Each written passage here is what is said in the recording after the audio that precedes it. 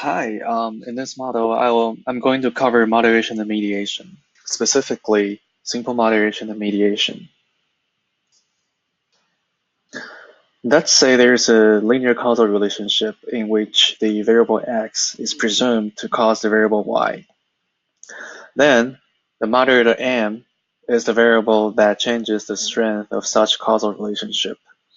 You may increase or decrease the strength of the relationship, or you can totally change the causal direction of x and y.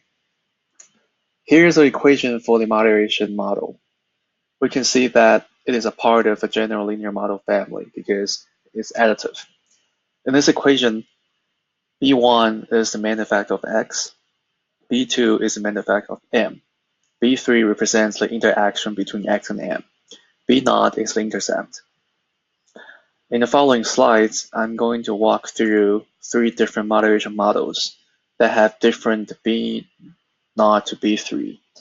And for the simplicity of the model, I used categorical moderators. Also, the mean of the manufactured x and m and y are centered. The first moderation model.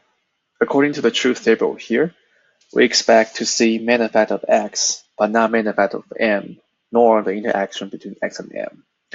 We first look at the regression between x and y. If it is not significant, then this will not be a moderation model. As you can see here, it is significant. On the second table, there's only main effect of x, hence the result matches the truth table. Here is a graph for the first moderation model. The blue line represents the relationship of x and y when m equals to 0. Red line illustrates the relationship between x and y when m equals to 1.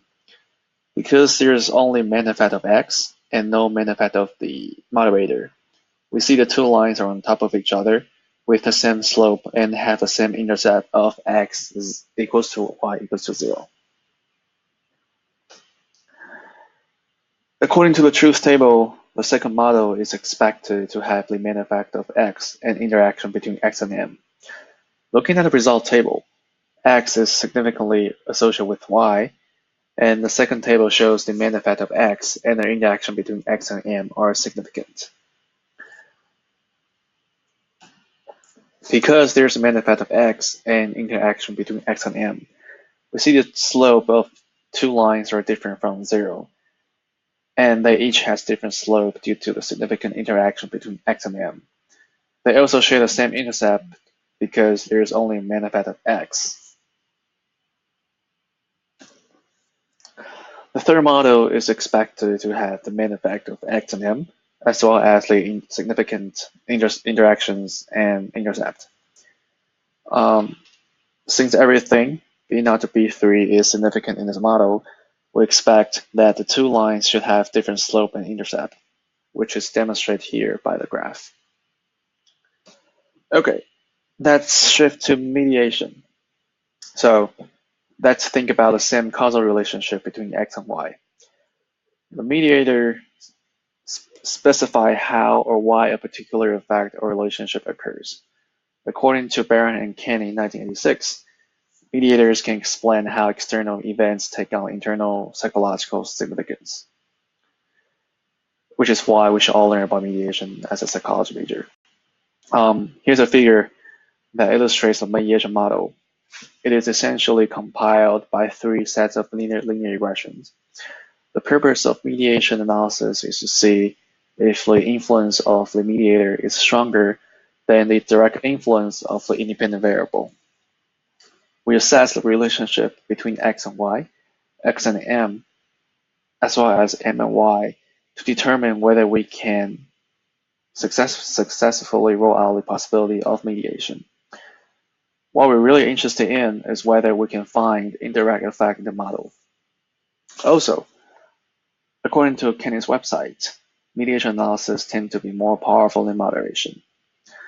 In the following slides, I will walk through two different mediation models.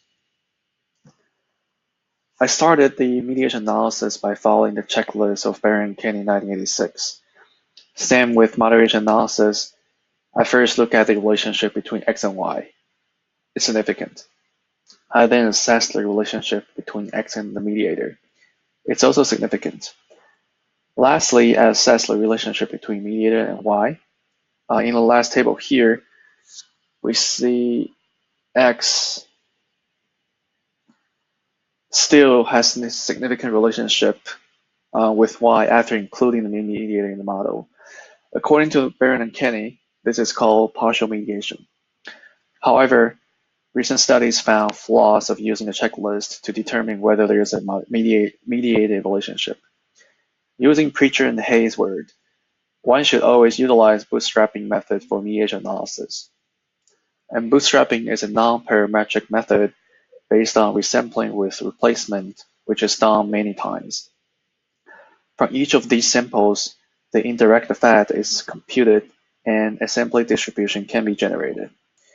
If zero is not in the distribution, then we can be confident that the indirect effect is different from zero, which means we cannot rule out the mediation from the model.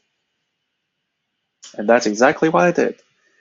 Here is a result table and a graph of confidence intervals. In the table, ACME is the indirect effect, and ADE represents the direct effect. As we can see, they are both significant, suggesting that the model is a mediation model and that it is partial mediated because the direct effect remains significant after we count in the mediator in the model. The graph here shows the results of the bootstrapping test as well.